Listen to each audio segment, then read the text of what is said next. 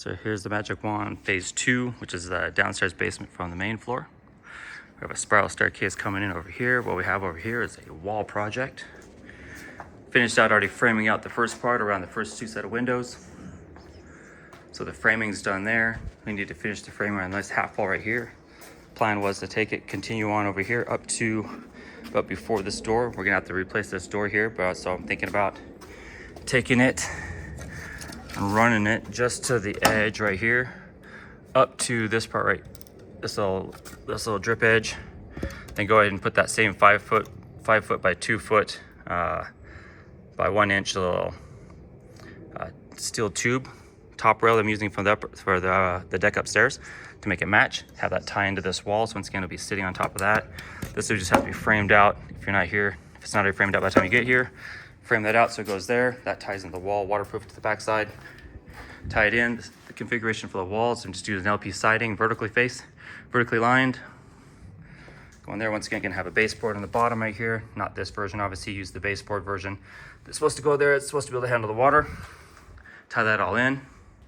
What we do have is we have some electrical I have to put in there, so I've already started drilling in, tapping in.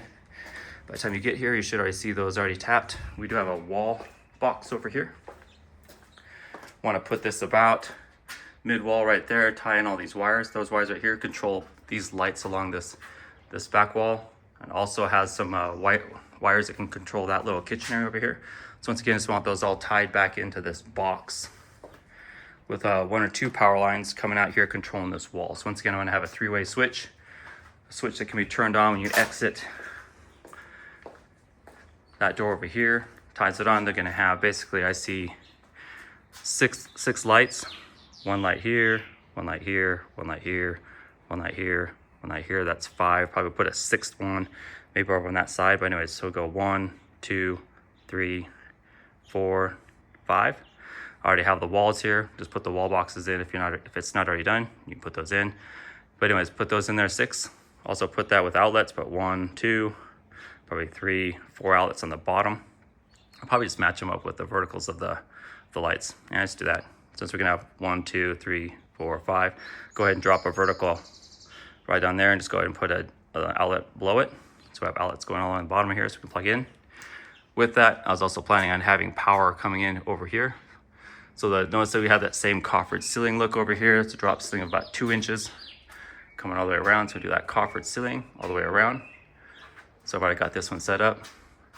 I want to go ahead and cut in those 12 lights to match the upstairs. So if you saw the upstairs over here, notice the 12 lights we have here. So we have 1, 2, 3, 4, 5, 6, 7, 8, 9, 10, 11, 12. Rinse and repeat that same pattern down over here. So obviously you're gonna have 1, 2, 3, 4, 5, 6, 7, 8, 9, 10, 11, 12. 12, have those all tied into a switch box or an outlet that can come. Not sure if I want to have it controlled by this half wall low, or if I have it over here and probably under here, just so we have it so it's rain protected. So go ahead and put this outlet right here, the 3-way switch, put 1 over here, 1 over by that box. You can turn it on and off from each one of the sections. So 3-way, tie it through that wall, tie these little lights here. Once again, I want to have these walls right here on a separate switch from the coffered ceiling, drop the LEDs right here. And I'll probably have a little box here for fans in the future, but probably not gonna put them in just because a little bit too low, but just want to have that function like tied in. That was the plan. So anyways, here's that wall. Once again, vertical LP siding, cut. I think right now it's about 86 inches to top. So it'll be less than full sheets, won't be 96 inches. So I already have these 2 sheets.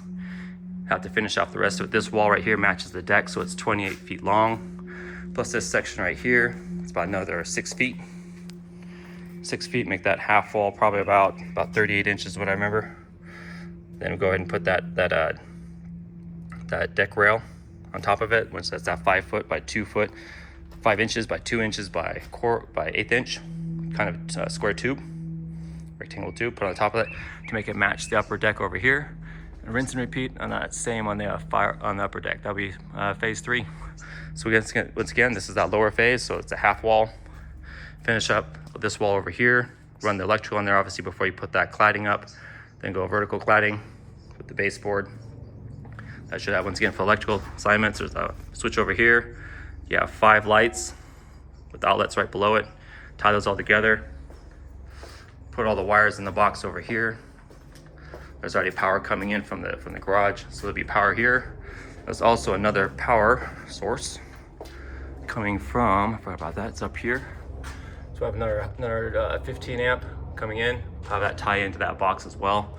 Label that. We also have a natural gas line. Going to do basically a service cutout here, so we can access that at a future time. We're not going to use the natural gas for right now, but I'd like to have access to it at a future time. So anyways, that's the plan for the bottom here. Go ahead and wrap that all up. So again, apply that siding. We'll have to go ahead and basically mold out, or just kind of frame, I guess, trim out both these windows after you put this here. And once again, for this, they call it the window sill. You could use that same 5" by 2" by 1/8 inch wall. If we could, that'd make it match all the way around, so all of our horizontal kind of deck rail surfaces would all match.